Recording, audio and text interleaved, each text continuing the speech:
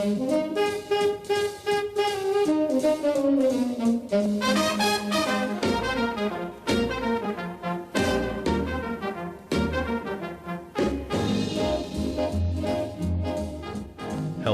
and welcome. It is Thursday, November 5th, 2020, and this is Truly News. I am your host, Jason Van Sickle.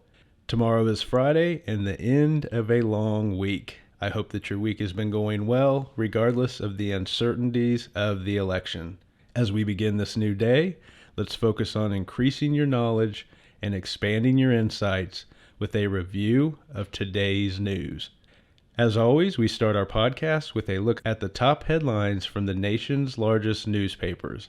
And from USA Today, with 4 Senate races still being counted, the Democrats are 2 wins away from 50%, which would put them in control if Biden wins, since Harris would become the tiebreaker. In the meantime, Biden is 1 state away from winning, with 4 states still counting. From the Wall Street Journal, on Wednesday, Biden won Michigan and Wisconsin, which put him 1 state away from winning the White House. In the meantime, Trump put together a legal team to try to dispute election results, hoping to turn some states declared for Biden back to Trump. From the New York Times, Trump's chances narrowed as Biden won Michigan and Wisconsin. With votes still being counted in 4 states, Biden needs 1 more state to win. As counting continues, Trump supporters showed up to protest with guns at a counting center in Arizona. From the Los Angeles Times, Trump's initial lead over Biden in Georgia and Pennsylvania has narrowed as mail-in ballots continue to be counted, and Biden now has a possible path to 270. In the Senate, the Democrats pick up seats but still appear to have fallen short of taking control. And from the Washington Post, with votes still being counted and a winner not yet declared, Trump has moved forward with legal challenges to voting outcomes in multiple states. In addition to potential recounts in close states, Trump wants counting to halt in states that are now close. And here are the stories that are crossing the wire at Reuters News. Social networks struggled to keep up with the monitoring and restricting of false claims as Trump and his supporters posted a flood of misinformation on Wednesday. False claims from the president included a declared win and allegations of voter fraud. And also from Reuters, the legalization of recreational drugs continued across the country during this election. Several states became the newest to legalize marijuana, while Oregon became the first state to make the use of psilocybin, or magic mushrooms, legal for recreational use. And those are your top headlines for today.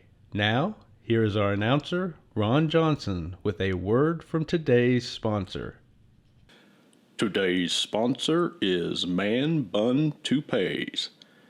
Did you just get a job as a barista?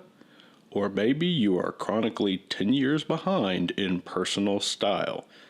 Either way, make yourself look irrelevantly attractive with one of our Man Bun Toupees. Clip it on and immediately fit in at a frisbee golf park or any friendly round of hacky sack. Toupees aren't just for old people anymore. They're now for the culturally unaware. Thank you to Man Bun Toupees for today's sponsorship. Thank you, Ron. And now we return to today's news. In science news, from Science Magazine, a University of Florida graduate student was studying 15 species of a small bird called the osprey in the forests of Peru, hoping to learn how light influences their behavior. Instead, he found a connection between eye size and where they both breed and feed. To learn more about this story, check out the Truly News print edition at trulynews.org. There you will find links to all of the original articles featured in today's podcast. In technology news, from MIT Technology Review, a pioneer in artificial intelligence who was once a skeptic about the technology's potential now says that deep learning, The process behind artificial intelligence will eventually be able to do everything that humans do and more. In space news, from SpaceX News Service, the answer to how Earth got all of its water may be found on Mercury. A team of Japanese scientists studying Mercury's craters believe that many elements arrived on planets from asteroids that bombarded the planets during their early formation. And that is your science, technology, and space news for today. And now we take a break from the headlines and lighten the mood with our fake, or maybe true, news of the day presented by my friend Billy Cunningham. Billy is a comedian that goes by the stage name Potbelly. And here's Billy. Hello, this is Billy Potbelly Cunningham with your news story of the day. By the way, if you guessed that yesterday's story was true, then you were correct. And now for today's news. Here we go. A Kentucky man is suing the state for the fact that the lines were too short at his polling place on Tuesday. The man claims that Democrats must have sabotaged the election if so few people were voting on Election Day. He is suing to get the records of how many Republicans and how many Democrats voted. He is also suing to allow another election day to take place on Friday, vowing to raise awareness of the election on social media and get more people out to the polls. Well, that is my news for today, and you decide whether you think it is fake or true. Until next time, be kind to others, be good to yourself, and keep on smiling. This is Billy Potbelly Cunningham. Over and out. Thanks, Billy. We now return to our review of the day's news.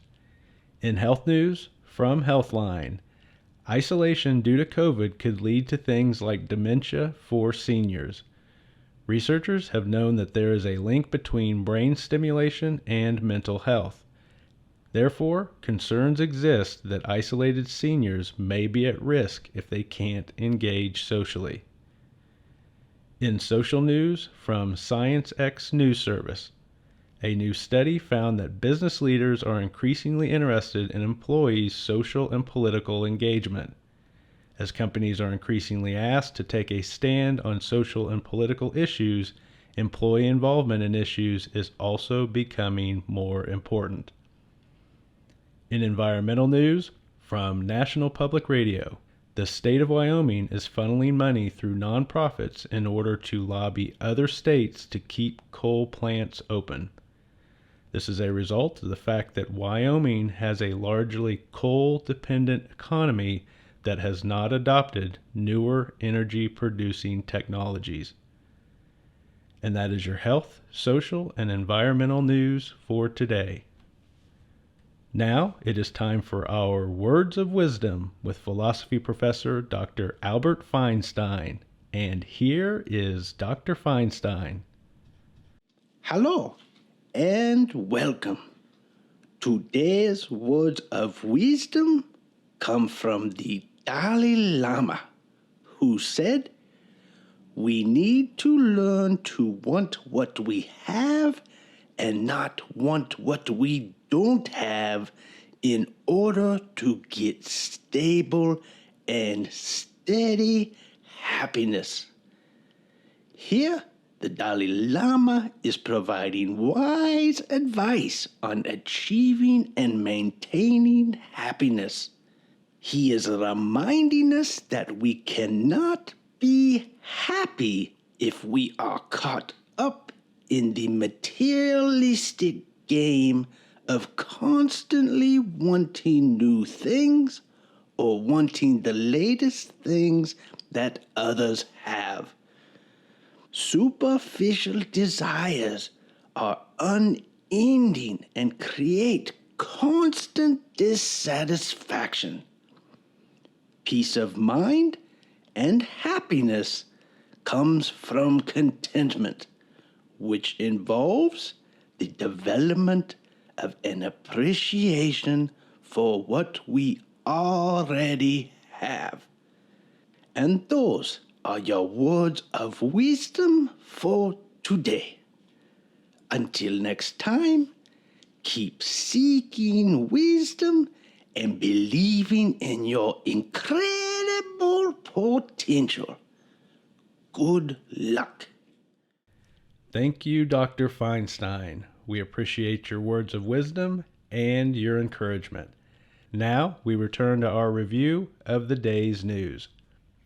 In economic news from CNBC, private payroll growth, the growth in the total number of individuals employed by private businesses, slowed down in October. Companies added 350,000 employees during the month, which was far below the 600,000 number that was expected by economists. In world news from ABC News, Britain has raised the United Kingdom's threat level to severe, which is its second highest threat warning level. The move was made after recent attacks on both France and Australia, which were seen as terrorist attacks carried out by Islamic extremists. And that is your economic and world news for today. In entertainment news, we start with new movies, and today's movie is Peninsula. This movie falls into the categories of action, horror, and thriller. And here is the description from IMDb. A zombie virus has in the last 4 years spread to all of South Korea. 4 Koreans in Hong Kong sail through the blockade to get to a truck carrying $20 million. Peninsula is available for rent on YouTube. Moving on, in newly released shows, today's show is Seduced, Inside the NXIVM Cult. This series falls under the category of documentary. And here's the description from IMDb. India Oxenberg's abuse and her own culpability inside the NXIVM cult, an organization marketed as a self-help group. Seduced is now showing on Hulu. Finally, in entertainment news, we look at newly published books, and our book for today is The Evening and the Morning by Ken Follett. This book is presently number 4 on the New York Times fiction bestseller list, and here is the summary from Amazon. It is 997 AD and the end of the Dark Ages. England is facing attacks from the Welsh in the west and the Vikings in the east. Those in power bend justice according to their will, regardless of ordinary people, and often in conflict with the king. Without a clear rule of law, chaos reigns. The Evening and the Morning is now available at your local bookstore and in print, audiobook, and Kindle formats on Amazon. And that is your entertainment news for today. As always, we end our broadcast with Hope for Humanity, stories about the goodness and kindness that people show each other every day. And here is today's story. From the Day newspaper in New London, Connecticut, the Ledyard Garden Club has wrapped up this year's community garden efforts with its final garden harvest of the season. The Hope Garden, which was created behind the Gales Ferry Elementary School 8 years ago, is a space where volunteers grow fresh produce to be donated to the community. Throughout the growing season, food is harvested and donated to organizations such as the Ledyard Food Pantry, the Senior Center, and the New London Food Bank. It is an effort that takes months and brings together adults with Scout Troop members, high school volunteers, and even kindergartners from the local Montessori school, all working together to help their community. And that is your news for November 5th, 2020. Have a wonderful day.